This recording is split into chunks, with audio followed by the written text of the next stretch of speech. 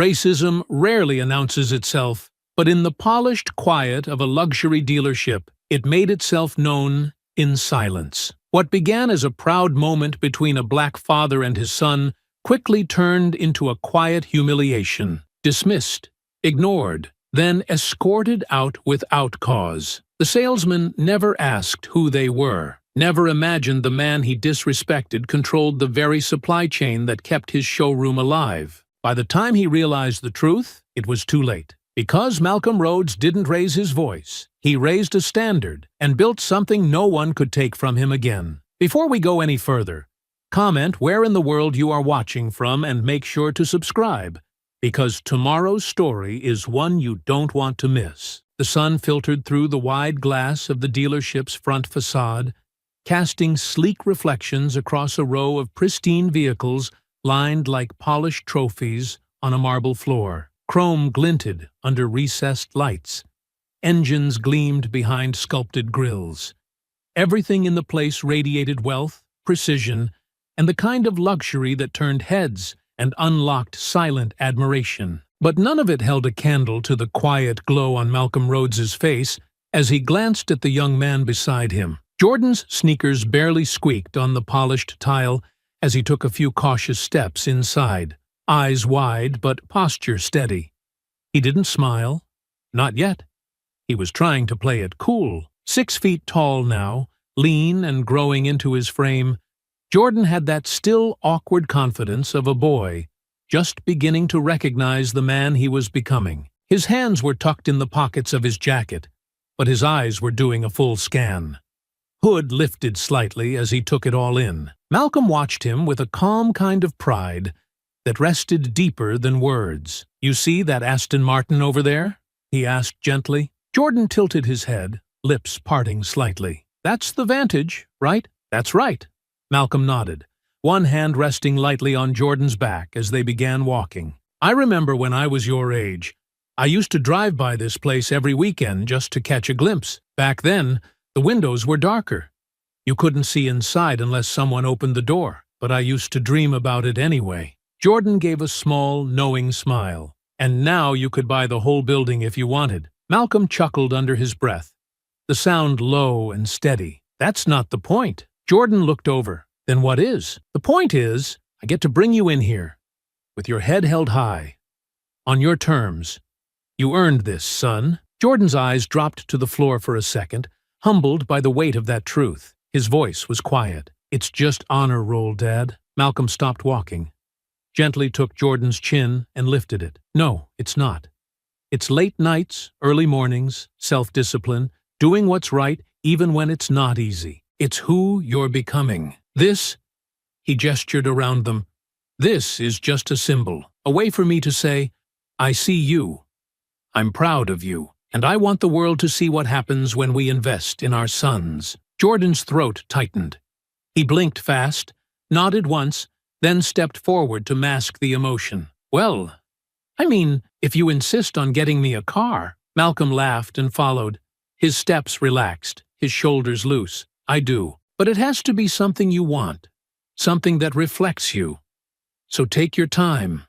This is your moment." They weaved between the rows of sports sedans and SUVs, the hush of the dealership giving the space a strange sense of reverence, like walking through a gallery where every piece was built to move. The smell of new leather and faint cologne hung in the air. Jordan paused by a matte black coupe, his hand hovering near the side mirror, but not touching. From across the showroom, a salesman in a tailored navy blazer watched them. White, mid-30s, with perfect teeth and a tight-lipped smile that rarely reached his eyes. He didn't move, just leaned slightly against a nearby desk, as he tapped once on his tablet and glanced behind him, where a white couple had just stepped through the door. Malcolm noted it, then turned his attention back to his son. "This one's got some presence," Jordan said finally. "It does," Malcolm agreed. "You can take it for a test drive, see how it handles." "Seriously? You think I brought you here to window shop?" Jordan's grin broke through. "Okay, now I'm starting to believe this is real." Malcolm smiled wider, folding his arms and enjoying the view.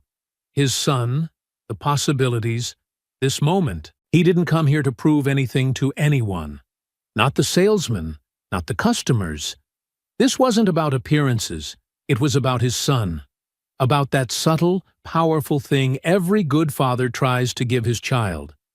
The feeling of being seen, respected, and celebrated for who they are, not who the world assumes them to be. They turned toward the main desk, unaware that the moment they'd waited years for was about to unravel, not because of money or status or timing, but because someone decided they didn't belong. They moved slowly, side by side, taking in the angles and curves of the luxury machines like they were appreciating artwork in motion. The dealership remained quiet. No greetings, no water offered, no questions asked. The salesman who had watched them from across the room still hadn't moved. He lingered near a glass desk, eyes now locked on a couple that had just entered. A man in a golfing pullover and a woman in oversized sunglasses, their laughter light and aimless. Without hesitation, the salesman peeled away from his post and crossed the floor toward them with effortless charm, his voice smooth and enthusiastic as he approached the white couple. "Good morning, folks.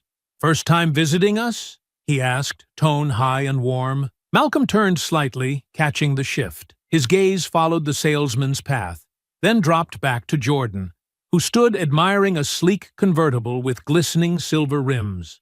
The contrast in treatment was clear. Malcolm didn't say anything just yet. He believed in patience. He believed in giving people space to show who they were. But Jordan glanced over too. "They just walked in," he said quietly. Malcolm gave a subtle nod. "I know." They lingered near a graphite SUV now, the kind that looked like it could power through storms without losing signal or speed. A minute passed, then another. Still, no one came. The showroom echoed slightly with the salesman's eager voice from across the floor. "We just got this one in from Stuttgart. Rare trim, limited run. Let me grab the keys, and we can start the paperwork." Jordan leaned toward his father, tone hushed. "Should we say something?" "Soon," Malcolm replied. Sometimes the most telling thing is what isn't said. The unspoken tension began to fold itself around the room like static. Malcolm and Jordan weren't dressed in suits, but neither looked out of place. Malcolm wore dark jeans, a wool jacket, and clean leather boots. Jordan had on his favorite hoodie and a well-kept pair of Jordans. They looked like what they were, a father and son out shopping. They just didn't look like what the salesman expected buyers to look like. Finally, Malcolm stepped away from the vehicle and approached the desk. The salesman saw him coming and gave a half-second pause, an almost imperceptible flicker of annoyance, but forced a smile as he turned. "Hi there," Malcolm said, polite but firm. "My son and I have been browsing for a few minutes. We'd like some assistance." The salesman, Greg, according to the name tag half hidden beneath his lapel, nodded briskly but didn't offer a hand. "Right. Well, it's a busy morning. We're short-staffed." Malcolm glanced around. The room was quiet. Two other employees chatted behind a partitioned glass office, coffee cups in hand. "Seems manageable." Greg gave a clipped laugh, like he didn't appreciate being challenged. "We have appointments we need to prioritize. Are you looking for something specific? Or just having a look?" "We're looking to buy," Malcolm said. Today, Jordan came up beside him, hands still in his pockets, watching the interaction closely. Greg's smile didn't quite falter, but it stiffened. "Okay, do you have a particular budget in mind? Some of these vehicles start in the triple digits. Most customers like to do a bit of research first." Malcolm raised an eyebrow. "We have," Greg nodded slowly, eyes shifting between them. "Well, it's just, these are performance vehicles. They require a serious investment. Insurance, maintenance, packages. A lot of folks don't realize that when they stop by for a peek." "Is that what you think this is?" Malcolm asked, voice cool. Greg crossed his arms loosely, trying to keep the upper hand. "No offense, but we get a lot of traffic from people who like to browse. Not everyone who walks in is actually in the market." Jordan's face tensed. He looked at his dad, unsure if he should say something, but Malcolm gently held up a hand to signal calm. "I didn't ask what a lot of people do," Malcolm said. "I'm telling you what we came to do." Greg gave a tight shrug. "I'm just being honest. You're welcome to look around, but if you're not ready to make a purchase today, I don't want to waste anyone's time. Ours or yours?" Jordan stepped forward. "So, you'll help other people, but not us?" Greg looked at him like he was a problem, not a customer. "Young man, no need to get emotional. I said you're welcome to browse." That was when the air shifted. Malcolm's eyes narrowed, his stance sharpening like a blade sliding free of its sheath. He didn't raise his voice. He didn't need to. "You're standing in front of a young man who worked his heart out to earn this moment, and you've done everything but spit on it." Greg's nostrils flared slightly. "Sir, if you're going to be hostile, I'm going to have to ask you to leave." "Hostile?" Malcolm repeated, incredulous. "Because I'm demanding the same courtesy you just gave that couple over there." More heads turned now. One of the other salespeople behind the glass office glanced up, but didn't come out. Customers nearby were beginning to sense the tension, but no one moved, no one intervened. Greg straightened, jaw set. "We reserve the right to refuse service if someone becomes disruptive." Jordan stepped back slightly, chest tight. He'd never seen his father like this, controlled, calm, but simmering with something deeper than anger. It wasn't rage. It was betrayal, disappointment. "We're not being disruptive," Malcolm said. "We're being visible. And apparently, that's your problem." Greg's jaw flexed as he adjusted the cuffs of his jacket, his voice now void of the polished salesman charm. "Look, I don't know what kind of show you're trying to put on here, but if you're looking to stir up some scene for attention—" "Attention?" Malcolm echoed, not raising his voice, just sharpening it. "The only thing we were trying to get was basic service." "The same thing you gave them," he said, gesturing toward the white couple now cautiously glancing over from the corner of the showroom. "We didn't ask for special treatment. Just honesty, respect, a conversation." Greg shifted his weight and laughed once, dry and dismissive. "Right. Well, you're clearly not here to buy anything. You've made that obvious." "I said we were," Malcolm replied firmly, his voice steady and calm. "But apparently, that wasn't enough for you." Greg's face hardened. "This isn't how people conduct themselves when they're serious. You're being aggressive." Malcolm didn't blink. "I haven't raised my voice. I haven't moved toward you. I haven't insulted you. You're uncomfortable because I won't let you walk away from this the way you usually do. You're twisting my words." "No," Malcolm said with a chill in his voice.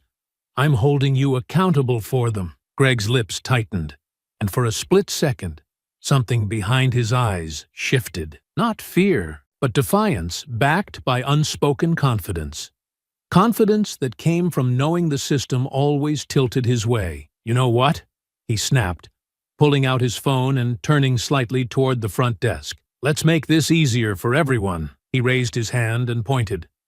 "Call security." The receptionist hesitated, her fingers hovering over the keypad. "Now," Greg added, louder. She pressed a button without looking up. A silent alert. No words needed. Greg turned back to Malcolm and Jordan, his arms crossed and voice taut with smug finality. "We're done here." Malcolm stared at him in silence, eyes unreadable, face calm. But Jordan could feel the tension in his father's shoulders, tight as a pulled cord. The kind of restraint that takes decades to master. The kind you learn when the world tries to provoke you into making a mistake, so it can punish you for reacting. They stood there, unmoving, as the quiet in the dealership became suffocating. And then the security guard appeared. He was tall, stocky, and clearly unsure what exactly he was walking into. His uniform looked too tight at the collar, and the radio on his belt gave a faint static hiss as he stepped forward. "Is there a problem here?" Greg didn't hesitate. "Yes. They're causing a disturbance. I've asked them to leave, and they're refusing." Malcolm held up both hands in a slow, controlled gesture, palms open, fingers loose. "We haven't raised our voices. We haven't threatened anyone. We asked to speak to a salesperson. That's it." The guard looked between them, visibly uncomfortable. "Sir, I need to ask you to leave." "For what reason?" Malcolm asked, keeping his eyes steady. "We were told there's an issue," the guard said, avoiding Malcolm's gaze and shifting on his feet. Malcolm's voice cooled further, quiet but unyielding. "You were told there's an issue. But what do you see?" The guard hesitated. His eyes dropped for a moment, then flicked toward Greg, who stood tall with folded arms and a satisfied smirk barely hidden at the corners of his mouth. "You're asking a father and son, who did nothing but try to buy a car, to leave," Malcolm said slowly, "while the person who insulted them gets to stay?" The guard didn't respond. The silence from the rest of the room was deafening. Two staff members behind a glass office tried to look busy, fingers tapping keyboards with no actual typing. The white couple had turned away, pretending to browse while glancing over their shoulders. Not one person moved to speak. Not one person asked a question. Jordan looked around, heart pounding, throat dry. No one was coming. No one was going to stop it. He took a small step toward his father, voice low and tight. "Can we just go?" Malcolm turned to look at him. His son, standing there trying to stay strong but clearly wounded by something deeper than embarrassment. There was shame in his voice. Humiliation he hadn't earned. "No," Malcolm said softly. "Don't apologize for what they did. Jordan's words trailed off. His face flushed. He wasn't used to this. Not like this. Malcolm turned back to the guard and gave a single, controlled nod. "Fine." Jordan followed him, shoulders hunched but still upright. They walked side by side, silently, each step echoing through the dealership like a judgment passed. Customers cleared a quiet path, moving without speaking. No one held the door open. No one offered eye contact. The receptionist at the front desk busied herself with a clipboard she hadn't looked at all morning. As they neared the exit, Malcolm paused. He turned just enough to glance back at Greg, who had already resumed tapping his tablet, acting like the whole thing had never happened. "You made a decision today," Malcolm said clearly, without anger. "And so did I." Greg didn't even look up. "Sure." The door hissed open as they stepped through it, the sun spilling across the pavement like a spotlight. But it wasn't warm. It was sharp and glaring, too bright for the moment they were carrying. Outside, Malcolm and Jordan stood still for a beat, the silence between them stretching like a tight thread. "I'm sorry," Jordan whispered. Malcolm turned, voice firm but low. "Don't you ever apologize for their ignorance." Jordan looked away, jaw tight. "You walked in there with your head up," Malcolm continued, "and you'll keep walking that way. You don't let people like that decide what you're worth. You hear me?" Jordan nodded, but the ache didn't leave his chest. It sat there like a stone. Malcolm turned back toward the dealership, his expression calm but resolute, as if already seeing beyond the glass walls. "They saw what they wanted to see," he said quietly. Then he looked at Jordan, his voice steady. "But they're about to see who we really are." The sun was barely an hour into the sky when the black car pulled into the dealership's front lot. It wasn't flashy, just elegant, sleek, intentional. The deep obsidian paint seemed to drink in the morning light, refusing to gleam like the showroom cars that glittered on display behind the glass. Malcolm stepped out of the back seat and straightened the dark gray lapel of his tailored suit. The cut was sharp, the fabric clean as pressed steel. No hoodie this time. No fatherly ease. Today, he wore precision like armor. Behind him, two more doors opened. Daniel Klein, his longtime lawyer, emerged from one side, briefcase in hand. On the other, Marcus Yates, executive vice president of Rhodes Automotive Group, buttoned his jacket and followed Malcolm with a silent nod. The dealership's glass doors slid open as the trio approached.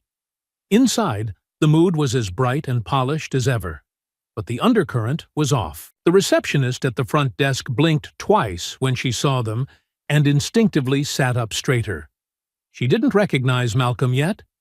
Not without the beard he'd trimmed the night before. Not with the authority in his stride, or the way the two men flanked him like a procession. Not an entourage. "Good morning," she said automatically. "Welcome to Langston and Vale Motors. Do you have an appointment?" "We do," Daniel replied crisply. "With the branch manager, Elaine Foster." She clicked through her calendar and hesitated. She's in a meeting, but she'll want to take this one, Daniel said with a clipped smile. Tell her Malcolm Rhodes is here. The name didn't register right away. Not for her, but it would. The receptionist blinked, nodded, and picked up the phone. She turned her chair slightly, whispering into the receiver. Her eyes flicked toward the three men once, then back down. A moment later, she stood and gestured toward a waiting lounge with leather chairs. Please have a seat. Ms. Foster will be right with you. They didn't sit. Elaine appeared minutes later, her heels clicking hurriedly across the tile as she approached, with a practiced smile. She was in her early 50s, with carefully curled blonde hair and the brisk air of someone used to smoothing out customer complaints. She didn't recognize Malcolm either. Not yet, but she clearly knew this meeting wasn't casual. "Good morning, gentlemen," she said, extending a hand toward Daniel first, then Marcus. "I understand you had some concerns?" Malcolm didn't move. He simply looked at her. Elaine turned her attention to him, hand still halfway out. "And you are?" "My name is Malcolm Rhodes," he said quietly, with no grand tone, no need for bravado. "And I'm not here with concerns. I'm here with clarity." Elaine blinked. Daniel stepped in. "Miss Foster, perhaps we should speak somewhere more private." Elaine hesitated, just a flicker, then nodded and turned. "Right this way." They followed her into a corner office enclosed by glass, but with blinds drawn halfway for privacy. She offered seats this time, and this time they took them. Malcolm remained standing, facing the large dealership floor beyond the glass. The cars gleamed in the light. Greg was nowhere in sight. Elaine sat behind her desk and cleared her throat. "Mr. Rhodes, I'm sorry. I still don't understand the purpose of this visit. You had an incident here yesterday," Daniel began, opening his briefcase. "Your staff might have filed a report. A man and his son were removed from the premises after requesting service. No raised voices. No threats. No damage done. Just a refusal to serve and a public humiliation." Elaine's brow furrowed. "We haven't received any formal complaint." "Because I didn't file one," Malcolm said calmly, turning now to face her fully. "I don't do that." Elaine looked between them, her smile tightening at the edges. "Then what is it exactly that you do, Mr. Rhodes?" Malcolm didn't blink. "I supply your inventory." The silence that followed stretched long and stiff. Elaine blinked. "I'm sorry." "What?" Malcolm stepped forward, placing a single folder on her desk. "Rhodes Automotive Group. We handle distribution and fulfillment for every high-performance vehicle in your Tier 1 luxury inventory. We don't just deliver. We negotiate exclusivity rights. We vet showrooms. And we decide who gets access to limited releases, who stays on the distribution map, and who gets cut." Elaine opened the folder with mechanical fingers. Inside were documents bearing the Rhodes Automotive Group letterhead, signed by both national and regional distribution directors, contracts, delivery schedules, and one letter dated this morning, marked effective immediately. "We've reviewed your performance," Daniel said, voice professional but firm, "and following yesterday's incident, the decision has been made to terminate our agreement with this location." Elaine sat back slowly. "You can't do that without—" "We already have," Malcolm said. She blinked, struggling to find footing. "You're basing this decision off a single event?" "I'm basing it off a pattern," Malcolm said. "One that's been tolerated far too long. I just happened to be the one who walked into it yesterday." Her expression twisted slightly. "If this is about a misunderstanding with a salesperson, I'd be happy to address it internally." "You had your chance yesterday," Malcolm replied, his voice cutting through the room like a clean blade. "You didn't step in. No one did. A young black boy was humiliated in front of customers and staff because your people couldn't imagine he belonged. And I stood there and watched my son shrink under the weight of that silence." Elaine's posture stiffened. "We don't condone discrimination here, but you permitted it," Marcus said, speaking for the first time, his voice low. "And now your inventory line's gone." Elaine's eyes darted between the three men. "This will devastate us." Malcolm didn't flinch. "You should have thought of that before you decided who was worth serving." The air in the room felt thinner now. Elaine's hands slowly fell from the folder. Her voice was no longer smooth. This will take time to reverse. Paperwork, coordination. You can't just cut us off. Daniel tapped the folder gently. We can. We already have. Elaine stared at the folder as though its contents might change if she just blinked hard enough. She looked smaller now behind her oversized desk, the polished wood no longer a shield but a stage she hadn't prepared for, exposed beneath the weight of authority that had just shifted away from her and now sat quietly, decisively, with the man she had once allowed to be escorted out of her showroom. We can work something out, she said finally, her voice thinner than before, brittle at the edges like glass under pressure. You've been doing business with this chain for years. One incident, one miscommunication, shouldn't sever the whole relationship. I'll address it. I'll talk to him directly. There's no need to punish everyone for one man's actions. Malcolm remained composed, unmoved by the performance of sudden concern, his gaze never wavering as he stood across from her. This is not about punishment, he said with measured control. It's about principle, and we don't compromise principle for convenience.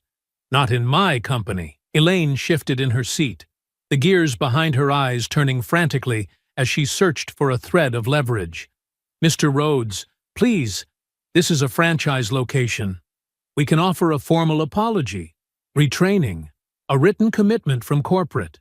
Whatever you need to feel, this has been addressed. Malcolm's voice was calm, but resolute. I don't need to feel anything. What I need is integrity across every dealership that represents our inventory. What I need is to know that when my clients, especially my family, walk through your doors, they aren't measured against your assumptions before they're even greeted. That trust has been broken, Ms. Foster, and so has your contract. Elaine's lips parted as if to respond, but nothing came. Daniel Klein, seated quietly at Malcolm's left, opened his briefcase and retrieved a second folder, placing it neatly atop the first. This document confirms that the Rhodes Automotive Group has issued immediate termination of its supply agreement with this location, effective today. Any pending deliveries will be rerouted or canceled. Your access to inventory ends within the next 72 hours. Retrieval of unsold stock begins tomorrow. Elaine looked from Daniel to Malcolm, her breath shallow, her earlier composure unraveling in quiet panic. You can't be serious. I'm always serious when it comes to protecting my name, Malcolm replied. And I put my name behind every vehicle that enters your showroom. That ends now. A stiff knock broke through the silence. Elaine straightened automatically, grasping for structure in the moment. Yes? The receptionist opened the door halfway, eyes darting between the occupants. Greg is here. You asked me to call him in. Elaine hesitated, just for a moment, then nodded. Send him in. The door opened fully. Greg stepped in, still dressed in the navy suit he had worn the previous day, though the collar sat looser now and his tie was pulled slightly askew. His confidence entered the room a few seconds before he did, the smirk on his face already curling into shape as he glanced at Elaine, expecting a simple debrief or maybe a shallow reprimand. But then he saw Malcolm, and his entire posture shifted. The smirk didn't fade. It evaporated. His brows twitched in confusion, eyes narrowing in disbelief. The man he had dismissed as just another browser now stood in a tailored charcoal suit, commanding the room without raising a word. Gone was the quiet customer in streetwear. Standing before him now was a man who moved like he belonged at the head of a boardroom table, not browsing on a showroom floor. You, Greg muttered, a bitter confusion leaking into his voice. Wait, what is this? Malcolm didn't flinch. This is your reckoning. Greg turned to Elaine, gesturing with disbelief. You've got to be kidding me. This is about him? Elaine folded her hands on the desk, fingers interlocked with mechanical precision. Greg, Mr. Rhodes is not only a client. He is the CEO of the Rhodes Automotive Group. They supply our vehicles. Greg looked from her to Malcolm, then to Daniel, and back again, his brain trying to assemble pieces that no longer fit. That doesn't even make sense. I mean, he didn't look like someone with authority? Malcolm finished, his words even and sharp as flint. That was your first mistake. Greg scoffed, still clinging to remnants of his misplaced certainty. I didn't do anything wrong. He came in looking to stir something up, and now he's got you all dancing around like. Daniel stood slowly. He didn't raise his voice. He didn't glare. He simply spoke with the careful cadence of someone who knew the law, the terms, and the end of the contract by heart. Mr. Sutherland, your employment here has been terminated, effective immediately. A formal letter will be emailed to you within the hour, and your access to dealership systems has already been revoked. What? Greg's voice cracked slightly, now reaching toward anger. You're firing me? For what?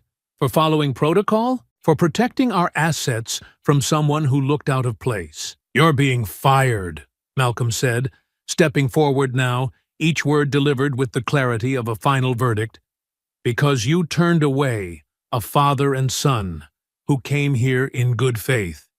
Because you humiliated a 17-year-old boy in front of a room full of people. Because you saw the color of our skin before you saw the purpose in our step. Greg's eyes narrowed. You can't ruin a man's life over this. I'm not ruining your life, Malcolm replied, voice cool. You did that all on your own. Greg turned to Elaine, desperation creeping into his tone. You're really letting this happen? She hesitated, but in the end, she didn't lift her eyes to meet his. I can't fix what you broke. You'll regret this, Greg snapped, his voice cracking as he backed toward the door, the righteous arrogance collapsing into something sour and aimless. Malcolm didn't respond.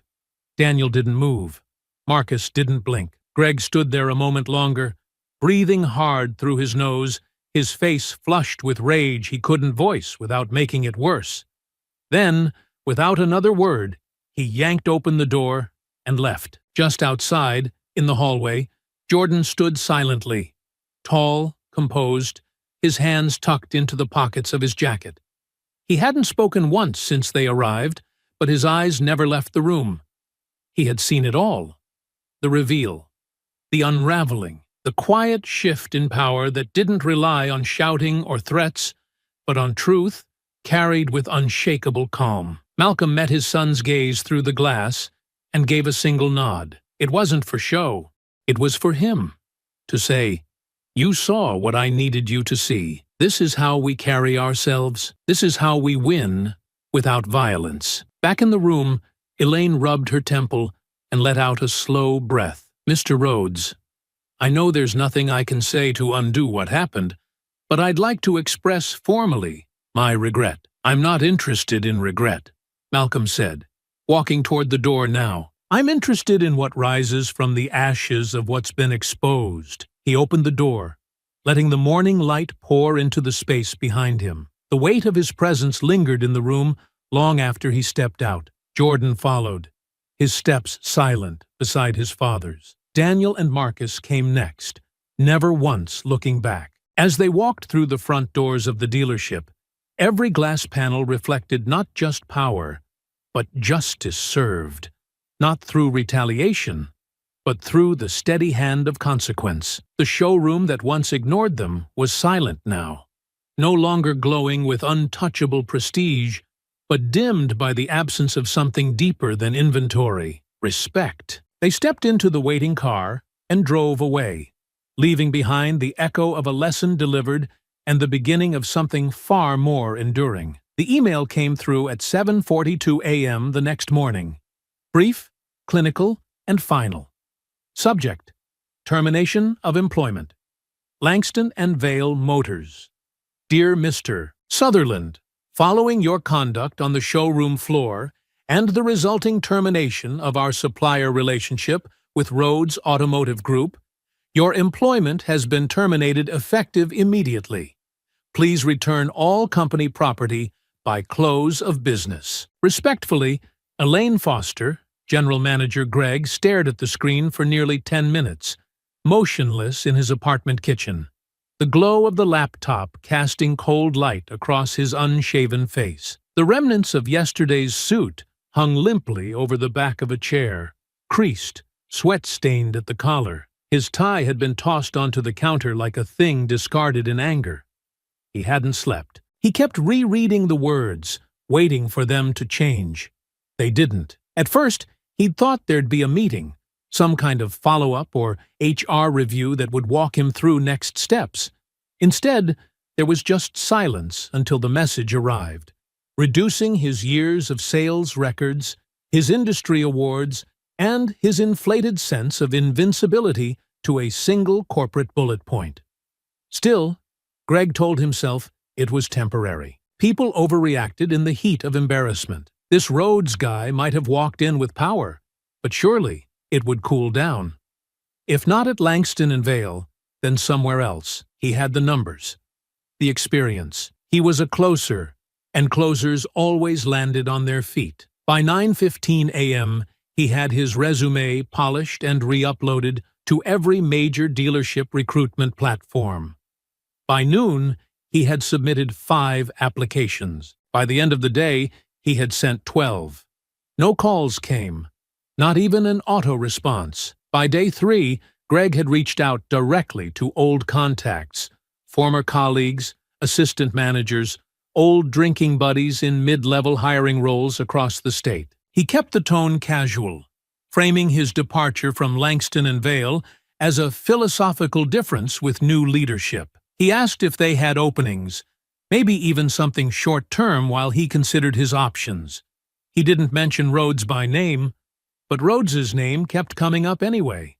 Quietly, wordlessly. It was in the pauses before someone answered him. It was in the way voices shifted tone from familiarity to caution. Some barely disguised it. Others cut the conversation short, saying they'd check in later and never did. On day 5, a longtime friend in finance called him back, voice low and hesitant. "Look, man, I heard what happened," the friend said, "and it wasn't just about how you talked to that customer." Greg's jaw tensed. "I didn't even say anything that bad. You didn't say it to just anyone. You said it to Malcolm Rhodes. His company pulls weight everywhere. Distributors, auctions, fleet supply chains, even overseas allocation networks. The guy doesn't just sell cars. He decides who gets to sell them. I didn't know who he was. Doesn't matter," the voice replied, tired and blunt. "He's not telling people to blacklist you. He doesn't need to. They're doing it on their own. No one wants to be the store that hires the guy who insulted Rhodes's kid." Greg didn't respond. His knuckles whitened around the edge of his counter. He could hear the blood pumping in his ears, louder than the voice on the other end of the line. "Listen, I gotta go," the friend added. "But don't reach out again. Just trying to be honest." Click. The line went dead. Greg lowered the phone and stood there for a long time, staring at the wall. The next week bled into the one after. He sent more applications, reached lower. Dealerships in the outskirts, independents, used lots. Each time he followed up, the answer was silence. Or worse, a polite decline wrapped in HR language that barely concealed the black mark now clinging to his name. On the 10th day, he walked into a mid-tier dealership 2 towns over without an appointment. Dressed in a pressed shirt, clean-shaven, smiling with the same confidence he had once worn like a second skin, Greg walked up to the sales manager's desk, resume in hand. The man behind the desk looked at the paper for a moment, then glanced up at Greg. "I recognize your name," the manager said, his expression neutral but firm. "You're the one from Langston and Vale, right?" Greg tried to spin it, throwing on a thin smile. "That story's gotten a little twisted, you know. People love drama." The manager handed the resume back without another word. Greg stood there, the rejection sinking in not through what was said, but in the silence it rode in on. He didn't argue, didn't fight. He simply turned and left. By the end of the 3rd week, his accounts were slipping into overdraft. The lease on his car had been canceled after a missed payment, and the last dealership-issued credit card he'd relied on had been frozen. He sat in his apartment at night, staring at listings he couldn't get a call back from, watching the career he once thought untouchable slip further and further from his grasp. The people who used to answer his texts with emojis and inside jokes now responded with a single line, if at all. And all the while, in a part of the city Greg never passed through, something else was beginning to take root. Across town, a small commercial lot on the corner of Franklin and Marston had recently changed hands. The building still had the bones of a dealership. Floor-to-ceiling glass windows, a raised interior platform meant for spotlighting cars, and a back-office layout perfect for client consultation. It was the exact dealership that had rejected Malcolm and his son, Langston and Vale Motors, soon to be stripped of its name and purpose, and already scheduled for closure after the supplier contract was terminated. By the time construction began, the building had sat dormant for months. That changed quietly. Permits were filed under the name of a holding company no one thought to connect to Rhodes Automotive Group. Construction trucks arrived at odd hours. Not loud, not disruptive. Just steady. A new security system was installed. The old showroom glass was cleaned and resealed. Inside, the space was repainted with matte tones that suggested elegance without opulence. Lighting fixtures were updated to soften the glare and focus attention on the vehicles that would soon arrive. Malcolm never posted about it. He didn't need to. The project wasn't for press. It wasn't about a statement. It was about creation. A slow, deliberate act of building something that would outlive the insult, something that would serve as a living counterpoint to the place where his son had been made to feel small. Jordan visited the site with him once, standing in the middle of the hollowed-out floor with sawdust still clinging to the corners. He looked around, absorbing the vision quietly, and asked, "So this is it?" Malcolm nodded, arms crossed as he surveyed the space. "This is where it starts. What are you gonna call it?" Malcolm glanced at him with a half-smile. "Haven't decided yet, but I know who's going to run it." Jordan blinked. "Who?" Malcolm looked at his son for a long moment. "You." Jordan laughed nervously. "Come on, I just turned 17. And you're already stronger than most men twice your age. What you saw back there, what you lived through, that wasn't just for pain, son. That was preparation. And I don't expect you to run it now. But one day, this'll be yours." Jordan turned back to the walls around them, imagining what could be. The showroom wasn't finished, but it didn't feel empty. It felt ready. The scent of brewed coffee and fresh cinnamon biscuits drifted through the narrow space of the cafe, curling in the morning air like a quiet invitation. It was the kind of place without a neon sign or trendy Instagram corner, just a hand-painted wooden board hanging above the door, and a row of weathered planters that bloomed in spring without fail. Turner's Cafe had been there long before developers began eyeing the neighborhood, long before the high-rises stretched above it, and long before Malcolm Rhodes became a name whispered in boardrooms and business circles. But this place wasn't about whispers. It was where people spoke plainly. Malcolm had taken his usual seat in the back corner, tucked beside the window with just enough view of the street to track the pulse of the day. His coffee sat cooling in front of him, untouched for the moment, while he reviewed a folded packet of plans for the new dealership's grand opening.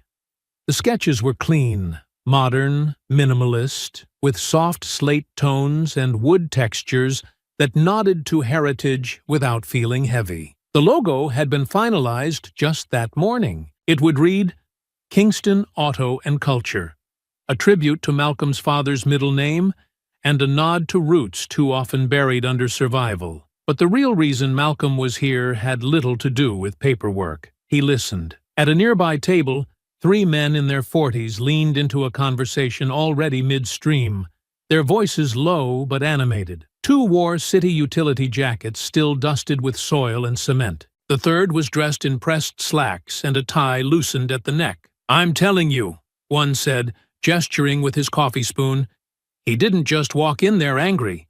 He walked in like the whole building was already his, and they just hadn't figured it out yet." The second man leaned forward. And then, what happened? He shut it down. Quiet. Legal. No shouting. Just boom. Dealership cut from the supply chain. And the salesman? Fired on the spot. Man, I heard about that. Ain't no one messin' with Rhodes now. Malcolm kept his face still, his eyes on the papers before him, but his ears remained sharp. They hadn't noticed him in the corner. He didn't want them to. Across the room, a mother with 2 children sat scrolling through her phone. A headline in bold font flashed briefly on her screen. CEO shuts down luxury dealership after racial profiling incident. The little boy beside her leaned over and asked something. She nodded, pointing to the article, and then to him. "That's the man I told you about," she said. "The one who stood up for his son." The boy nodded slowly, then turned back to his pancakes. It wasn't about fame. Malcolm hadn't issued a statement. He hadn't sat down with news anchors or posted anything for social media. But the story had traveled anyway, through barbershops, over dinner tables, across group chats, and under porch lights at dusk. It traveled because it was real. Because it wasn't theater. Because it was one of those rare moments when someone had not only pushed back, but changed something, and people had noticed. A soft scrape of chair legs interrupted his thoughts. A man in a crisp tan blazer approached his table, his face lighting with recognition once he drew close enough. "Mr. Rhodes?" Malcolm looked up, his expression polite, not surprised. "I thought that was you," the man said, extending a hand. "Gabe Morrison. I run Morrison and Hill Construction. Mostly contracting work, some commercial development." Malcolm shook his hand. "I've heard of you." Gabe nodded, eyes sharp with sincerity. "I just wanted to say what you did that mattered. A lot of us talk about change, but you moved something. Publicly. Decisively. That dealership treated folks sideways for years, and most people just took it, but you made sure no one had to anymore." "I didn't do it for applause," Malcolm said. "I know," Gabe replied. "That's why it's working." There was a pause, not awkward, just the kind that lets respect settle between 2 men who understood the weight of leadership. "I've got a few younger guys who are starting their own shop," Gabe added. "Auto detailing, custom wraps, street performance tuning. They've got vision but no funding. If you're ever looking for partners on the new venture, or even a supplier arm with local roots, just say the word. They'd move mountains for someone like you." Malcolm nodded. "Tell them to come by the site next Thursday. I'd like to meet them." Gabe's smile widened. "Will do." And again, respect. He turned and walked away without another word, understanding the unspoken boundaries of Malcolm's solitude. Malcolm watched him go, then returned to his papers. But he didn't read. He thought about Jordan. He thought about the way his son had watched, silently, as an entire room shifted around the strength of his father's calm. He thought about the future he wanted to hand down. Not just a business, but a blueprint for dignity. That evening, Malcolm gathered in a private conference room above a quiet workspace on the west side. The kind rented by entrepreneurs who still remembered what it meant to build something brick by brick. No PR teams, no polished pitches, just purpose. 5 people joined him. Gabe had followed through and brought 2 of his mentees, Isaiah Perry, 28, a mechanic with a head for performance systems and a mind like an engineer, and Deanna Tate, 32, a specialist in vehicle wraps and branding who had made a name customizing cars for artists and small businesses. She walked in with blueprints and more confidence than most CEOs. Joining them were Kamari Lewis, an accountant and numbers strategist who had helped launch 3 food trucks into profitable franchises, and Renee Jefferson, a lawyer who had taken on zoning cases, redevelopment fights, and discriminatory contract disputes for over a decade. Malcolm didn't begin with slides. He didn't talk percentages or market forecasts. He started with a single question. "What does ownership look like to you?" And they answered. Ownership, Deanna said, meant walking into a space and knowing it could never be taken from you because it was built in your name, by your hands. Ownership, Kamari added, meant equity, not just profit, but a say in direction, design, and destiny. For Isaiah, it meant family, legacy. A chance to build something his nephew could one day point at and say, "That's ours." And for Renee, it meant leverage, power, a seat at a table most of them had been locked out of, not by force, but by omission. Malcolm listened. He nodded. Then he pulled open his folder and revealed the architectural plans for Kingston Auto and Culture. "Then let's build it that way," he said. The room went quiet, not with hesitation, but with the kind of pause that only comes when people realize they're not dreaming. The soft thrum of electric saws echoed faintly from the back lot as the sun crept higher above the warehouse district. Inside, what had once been a shuttered dealership, the light filtered through scaffolding and half-hung fixtures, catching on the beams of freshly sanded wood and sheets of glass waiting to be installed. The floor still smelled of polyurethane and lacquer, but the energy was different now. No longer a space left behind, but a space in motion. Malcolm stood near the far window, sleeves rolled to his forearms, reviewing a set of revised floor plans with Marcus at his side.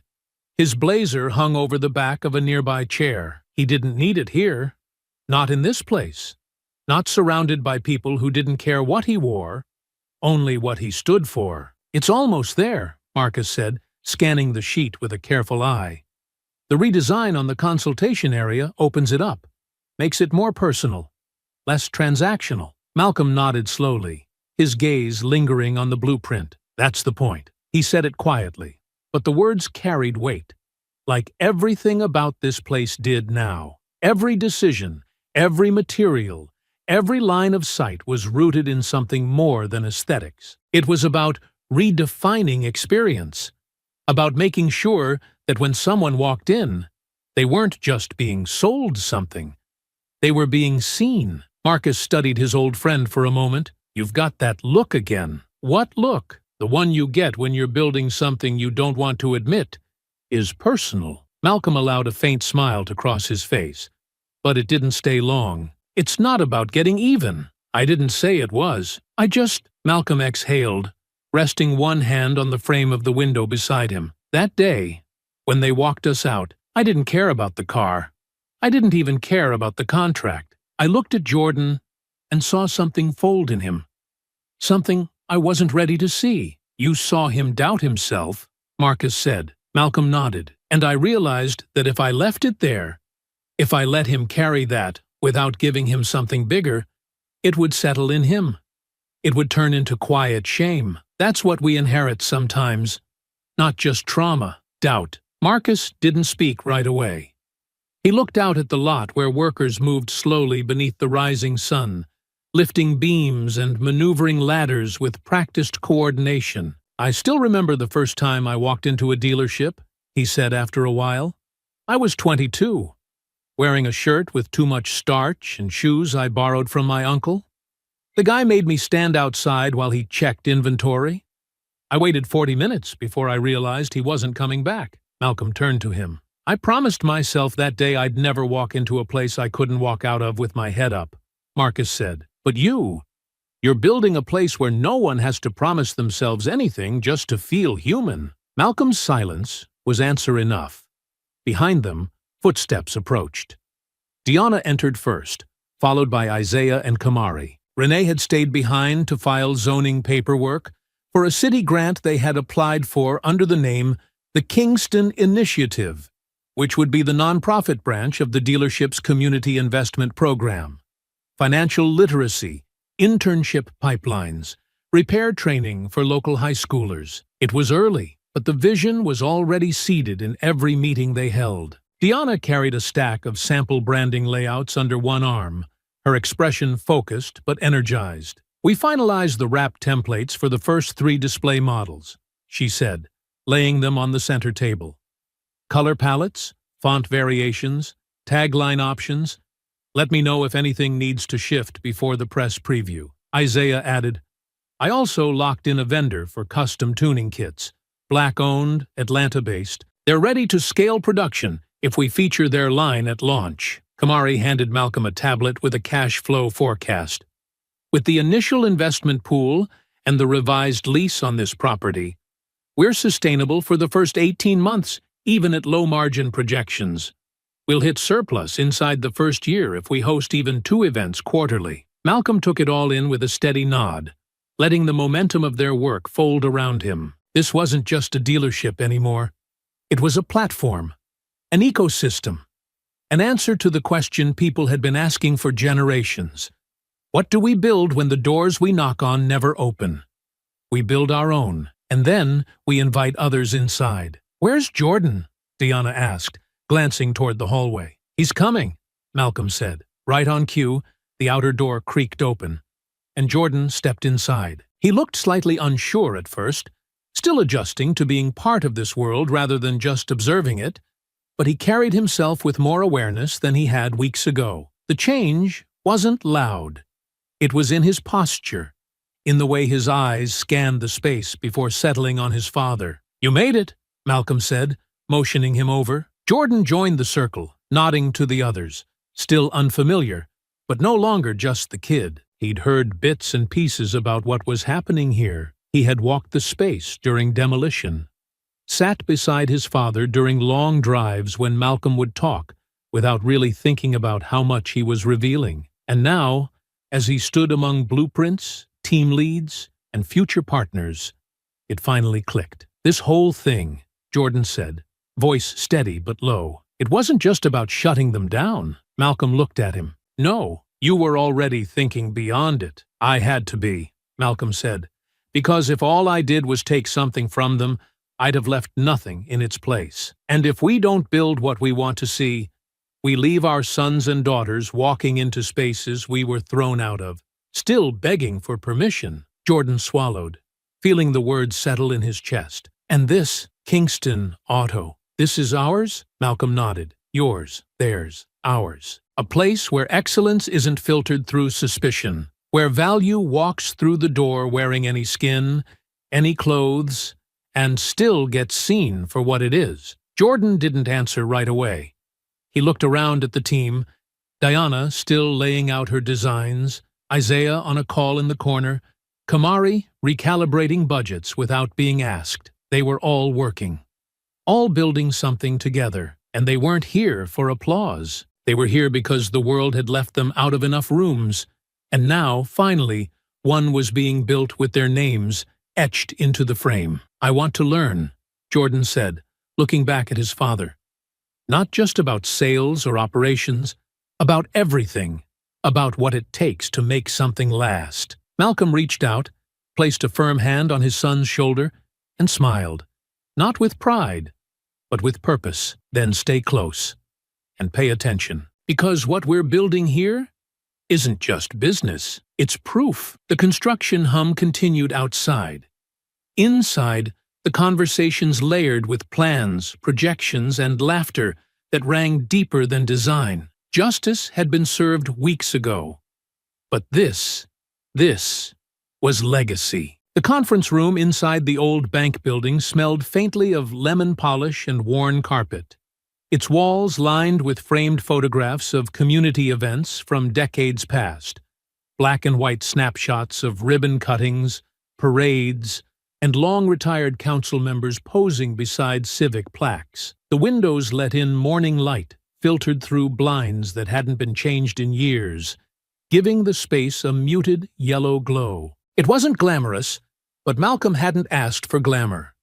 He had asked for ears. Around the long oak table sat a small group of people who understood how things moved behind the curtain. On Malcolm's left was Daniel Klein, his attorney, already flipping through a prepared packet of zoning maps, community reinvestment guidelines, and small business tax incentives. Across from them sat Councilwoman Teresa Ellis, a sharp, poised woman in her late 50s, whose district included the block where the new dealership was rising.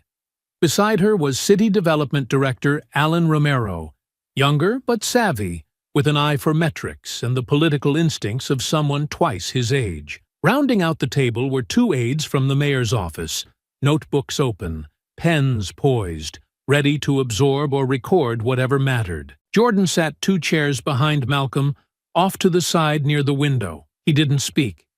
He didn't take notes. He was there to watch. His father had told him as much before they entered. "What I say matters," Malcolm had told him. But how I say it, that's what you need to study. Now, as introductions concluded and papers rustled into position, Malcolm leaned slightly forward, his fingers interlocked on the table. "I appreciate all of you making time," he began, voice steady and unhurried. "I know you're approached by a lot of people with a lot of projects.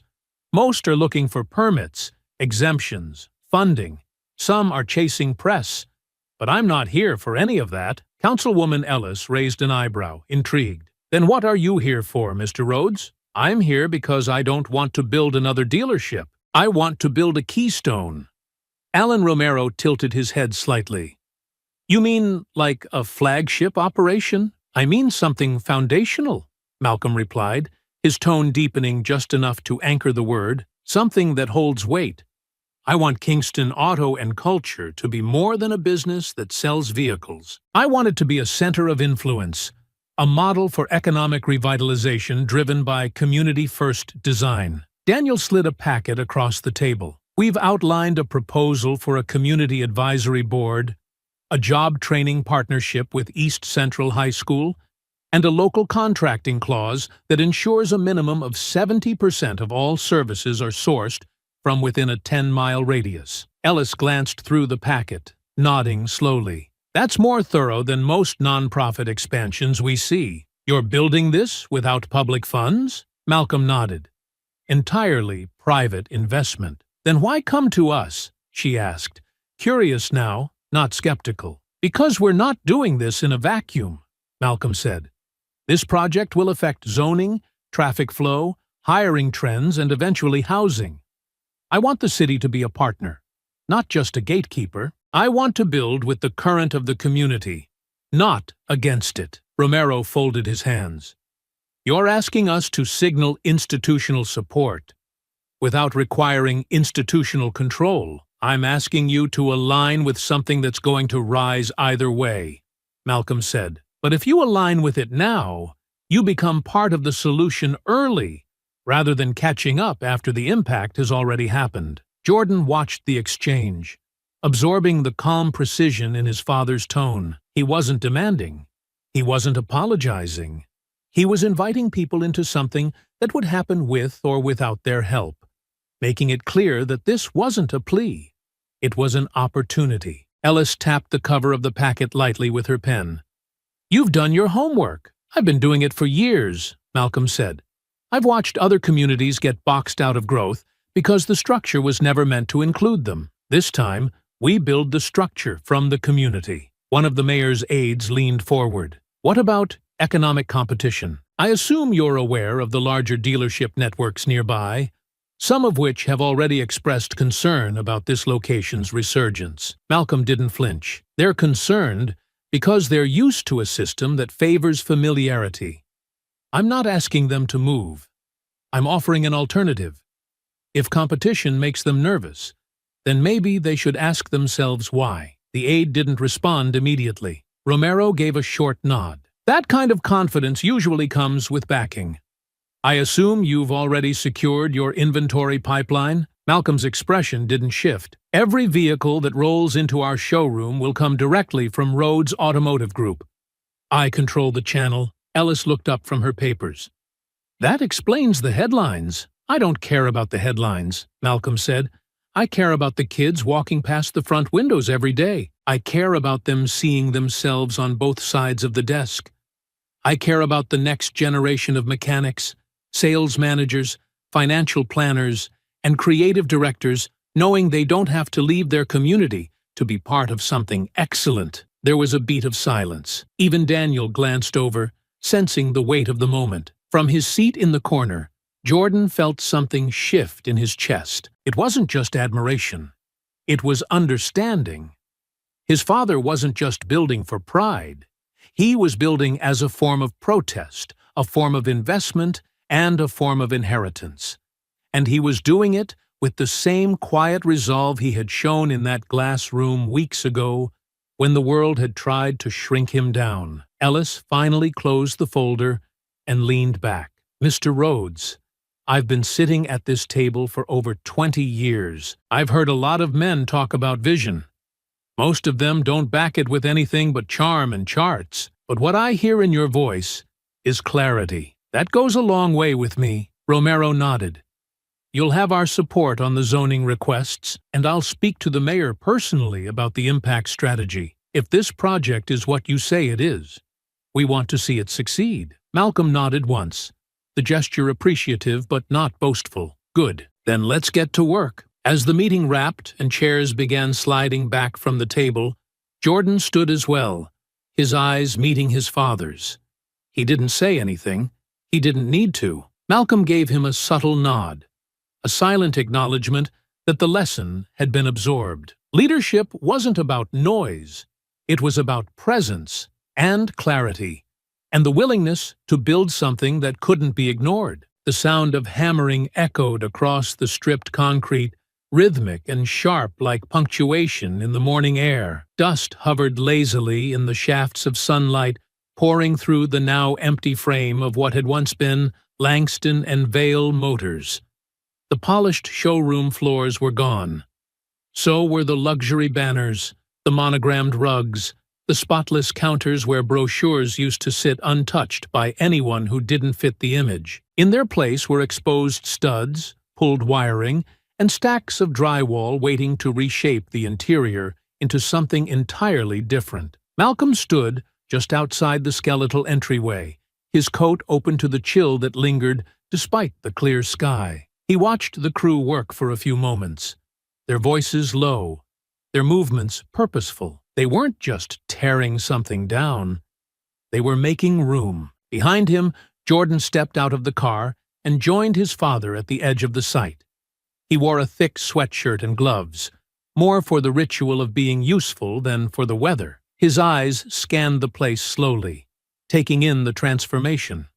The bones were the same, but the soul was different now. It was no longer a monument to exclusion. It was a place in motion, reclaiming its form, redirecting its future. Malcolm didn't say anything right away.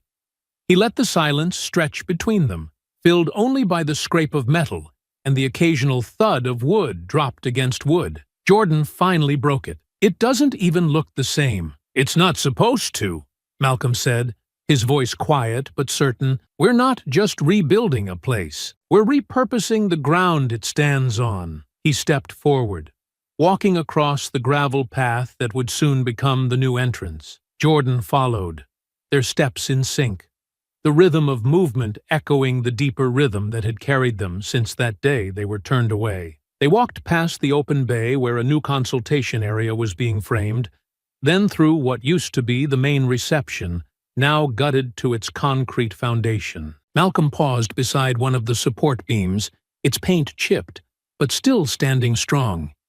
He placed a hand against it, then looked at his son. "You remember where we stood?" he asked. Jordan nodded slowly. "Right by that desk. The one with the glass top." "That desk is gone now," Malcolm said. "But I still remember how it felt. I remember your face, the way your shoulders tensed, how quiet you got." Jordan looked down for a moment. "I didn't want to say the wrong thing." "There was nothing wrong with what you said," Malcolm replied. "You were respectful, patient. But I saw what it did to you, how it made you question yourself, and that's what I couldn't leave standing." He turned and walked toward the far end of the space, where the new office wall was being prepped. He gestured to the empty floor beneath their feet. "This," he said, "this is where you'll make your decisions one day. Where people will come to you, not to be judged, but to be seen. And they'll bring their families, their futures, their hopes with them. You won't just be selling cars, Jordan. You'll be giving people back something they've been denied for generations." Jordan looked around again, this time with new eyes. The debris no longer looked chaotic.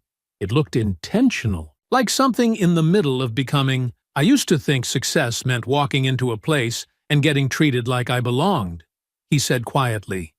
"But now I see it's bigger than that.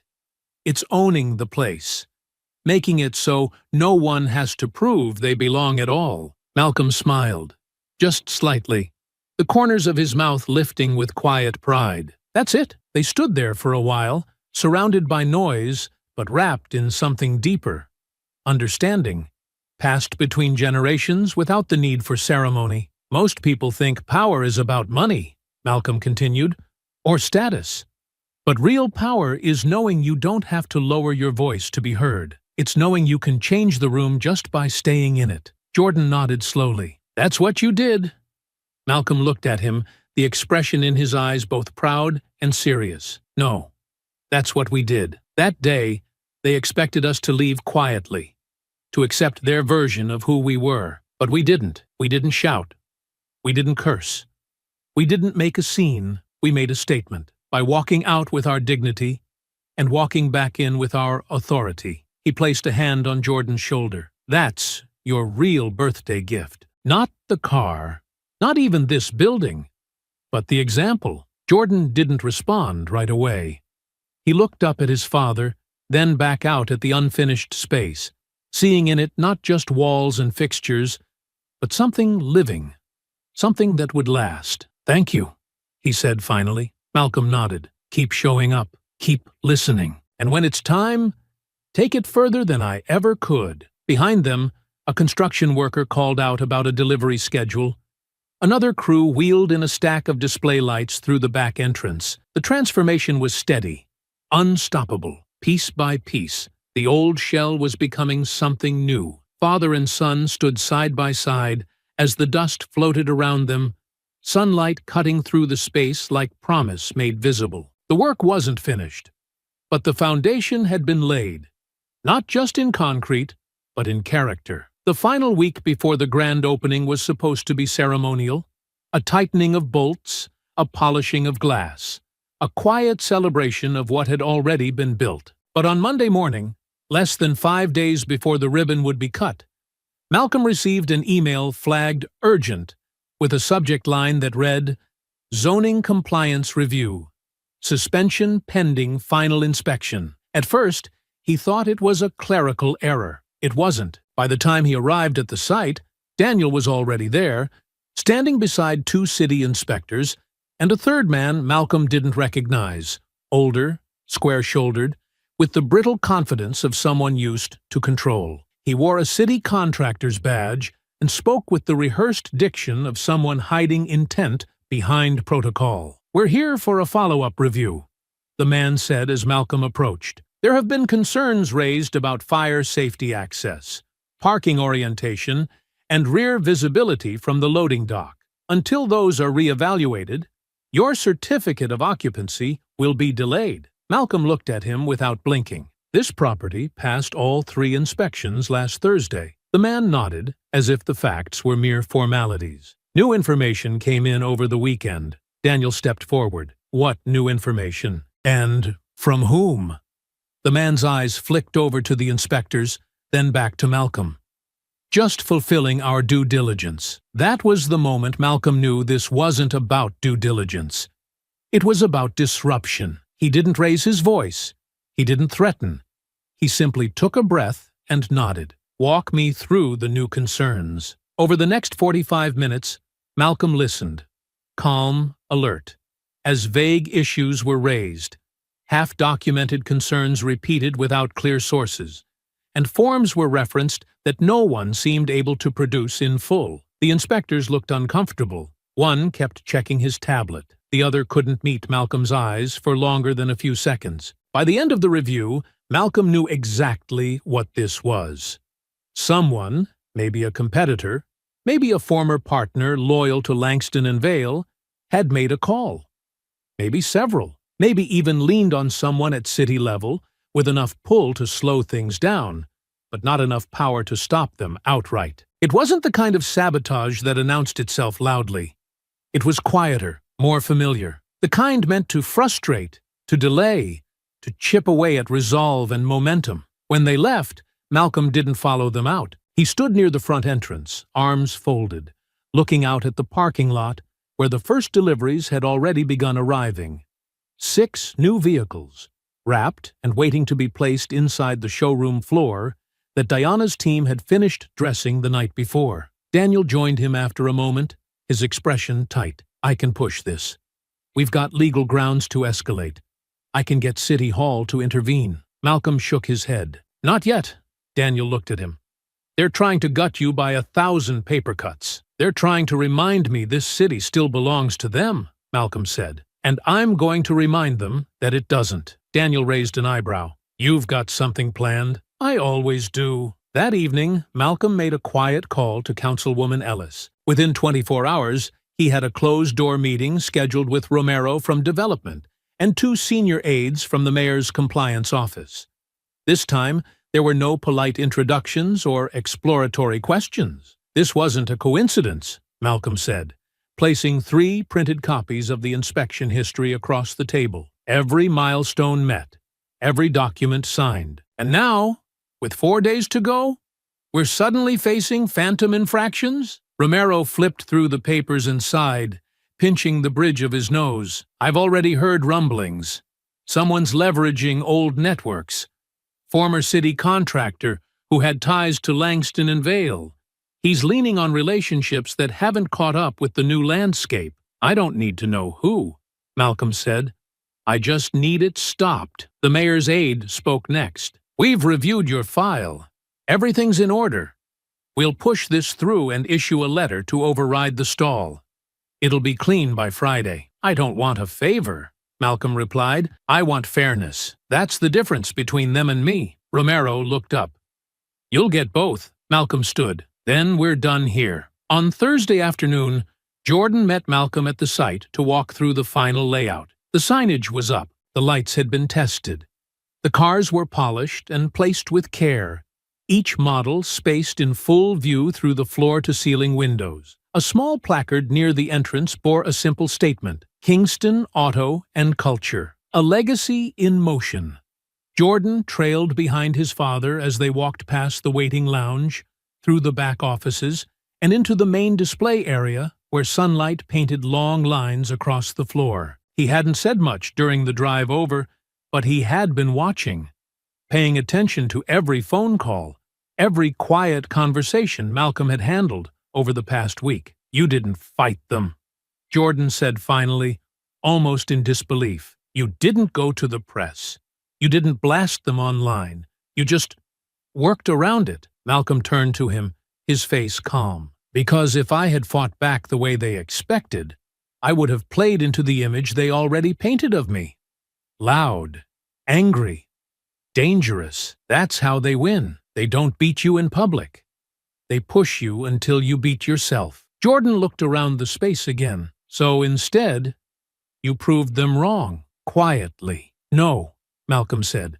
I proved us right. There's a difference. They stood together at the center of the floor as workers carried the last crates out the back, clearing the way for what would come tomorrow. Press, ribbon, applause, celebration. But in this moment, there was only stillness. Malcolm wasn't celebrating yet. The suspension was lifted less than 24 hours after Malcolm's final meeting with city officials. A letter from the Office of Compliance arrived mid-morning, printed, signed, and hand-delivered by an aide who didn't linger for small talk. It cleared all outstanding concerns. No violations found, no restrictions imposed. The inspectors were reassigned quietly. The contractor who had initiated the disruption had his consulting credentials revoked, pending a formal review. There were no press releases, no apologies, just a clean document stamped with the city's seal, affirming what Malcolm had known all along: he had done everything right. He didn't frame the letter, he filed it. By Friday morning, Kingston Auto and Culture stood ready. Glass shining, paint crisp, and every corner of the space humming with quiet anticipation. The entire team had arrived early. Deanna had spent the night before adjusting final display lighting to highlight the wrap designs she'd labored over for weeks. Isaiah had done a last diagnostic sweep on every vehicle, ensuring each engine purred with showroom precision. Kamari had double-checked every financial document, every event permit, every tablecloth, and guest list entry. Even Renee, fresh from a city hall negotiation, showed up in a deep blue suit with her tablet in hand and her usual command of everything happening backstage. Jordan arrived just after 8, dressed in tailored black slacks and a pressed button-down. He stood straighter than usual. Not stiff, just aware, conscious of what this day meant. Not just to his father, not just to the team, but to him. This was the day they had reclaimed the narrative. By 10 o'clock, the lot was filled. The crowd extended beyond the velvet ropes, spilling onto the sidewalk. A local gospel jazz band played under a small tent near the reception table, where a group of volunteers handed out custom pins that read, "Legacy built here." Neighbors mingled beside business owners. City leaders shook hands with former skeptics. Local media vans lined the curb. A familiar news anchor stood near the front steps, her camera crew preparing to go live. None of them had been invited for spectacle. They came because the story had traveled, and they wanted to witness the ending for themselves. Or maybe the beginning. Inside, Malcolm stood in the main entryway, reviewing the order of speakers and ceremonial steps, with the composure of someone who had waited years for this moment, and now held it in his hands like something sacred. He looked to his right. Jordan stood beside him, silent but alert. "You ready?" Malcolm asked. Jordan nodded. "I think I finally get it now." "What's that?" Jordan looked at the crowd forming behind the glass, at the people smiling, the reporters adjusting mics, the workers who had built this place standing just behind the ropes. It was never about the dealership. Malcolm smiled. No, it wasn't. At exactly 11, the music softened and the PA system clicked on. Councilwoman Ellis stepped to the small podium placed outside the front entrance. She offered a short introduction, highlighting the economic potential of the project, the number of local contracts awarded, and the community programs tied to the initiative.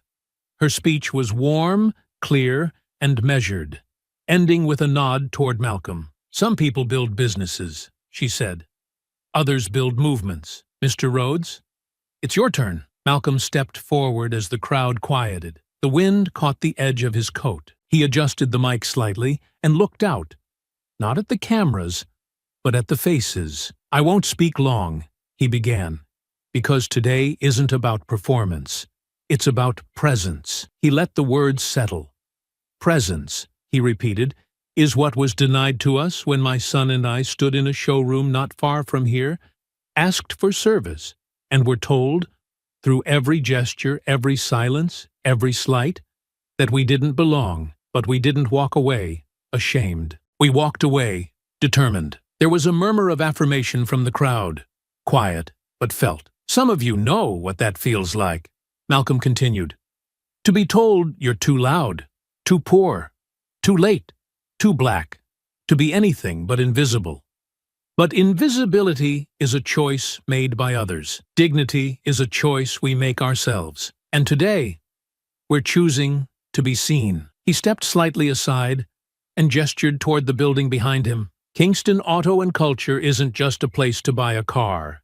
It's a place to build careers, a place to start conversations, a place to walk through the door and feel respected. Because we're not just building profit here, we're building power." The applause began slowly, then grew, not thunderous, not wild, but deep, grounded. The kind of applause that came not from excitement, but recognition. Malcolm turned toward the door, motioning to Jordan. "My son stood beside me the day we were turned away. He watched me take the long road back here, not with revenge, but with purpose. And today, I ask him to stand beside me again as we cut the ribbon and open the doors to the future we're building." Jordan stepped forward, joining his father at the base of the steps. Someone handed them a pair of ceremonial scissors. They took the ribbon together. When the blade sliced through, a cheer rose, not orchestrated, but organic. People clapped. Some whistled. Others simply nodded, hands in pockets, hearts full. The doors opened. The guests filed in. The showroom that had once stood for exclusion now pulsed with community. Children walked beside their parents, pointing at the cars. Artists eyed the gallery wall featuring local photographers and painters. Young mechanics toured the service bay in the back, where Isaiah gave a tour that was more mentorship than orientation. Diana explained the thought process behind her design choices to a group of teen creatives from the nearby art school. Kamari shook hands with 3 small business owners looking for partnership. Renee stood near the refreshments, discussing the legal clinic schedule for the following quarter. Media coverage poured out within the hour. Headlines read, "Former discrimination site transformed into Black-owned powerhouse. Justice served. Legacy launched. Kingston Auto, where pride has a parking space." But inside the building, none of that mattered. What mattered was the energy, the feeling that something had shifted, not just in the concrete and steel, but in the psyche of the people gathered. They had seen a man endure disrespect, stand tall through it, and return with something not just better, but bigger. As the opening day unfolded, Jordan remained close to his father, watching the way he moved through each conversation, not rushed, not distracted, present, focused. At one point, a reporter asked if he would ever expand, take the concept to other cities, scale the model. Malcolm didn't promise anything. He just smiled and said, "One foundation at a time." And when the crowd thinned and the sun dipped low enough to throw gold across the showroom floor, Malcolm sat beside his son near the gallery wall. He looked tired, but peaceful. "You proud of yourself yet?" Jordan asked, only half teasing. "I'm proud of us," Malcolm replied, "because we didn't just answer disrespect.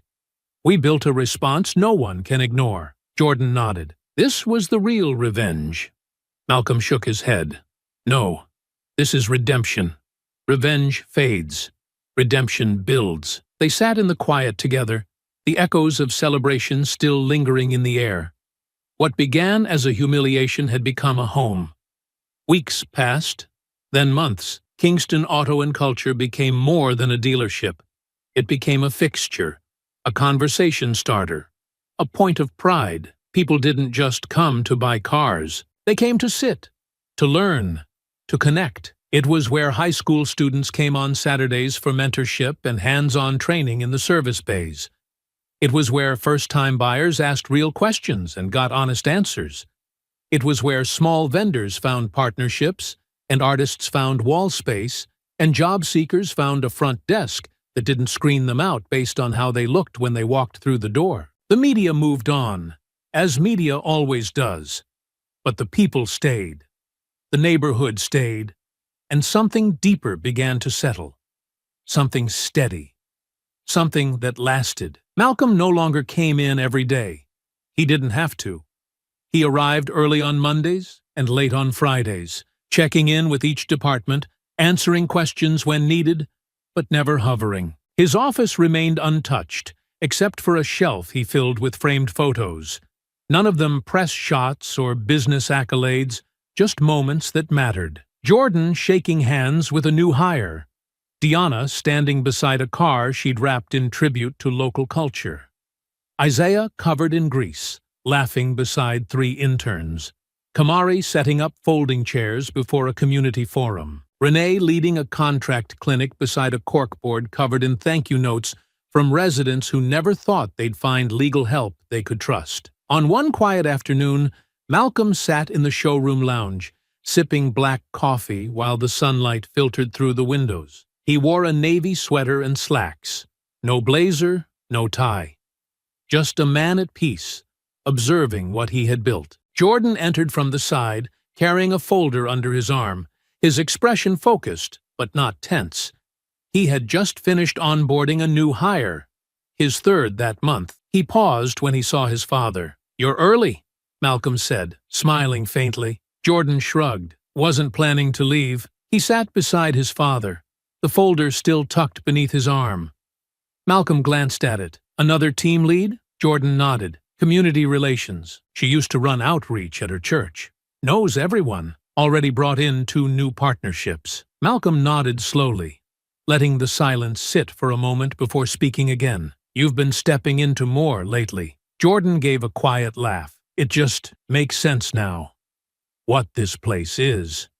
What you really built. It's not about selling cars. It's about making people feel like they matter when they walk in. Like they're home." Malcolm turned to look at his son. "That's all I ever wanted. For you. For this." Jordan finally handed him the folder. I want to take on more. Officially. I've been doing the work, but I think it's time I own it. Malcolm opened the folder. It was a proposal. Clean, clear, organized in Jordan's handwriting. A new community-facing division that would operate under Kingston's brand but focus entirely on education, outreach, and equity. A hybrid of non-profit infrastructure with for-profit backing. It wasn't just an idea. It was a blueprint. Malcolm closed it gently and placed a hand on his son's shoulder. "It's yours." Jordan didn't need applause, he just nodded. A quiet smile forming as he leaned back in the chair beside his father, the weight of the moment settling not on his shoulders, but in his chest. Outside, the street was alive. Children passed by on bikes.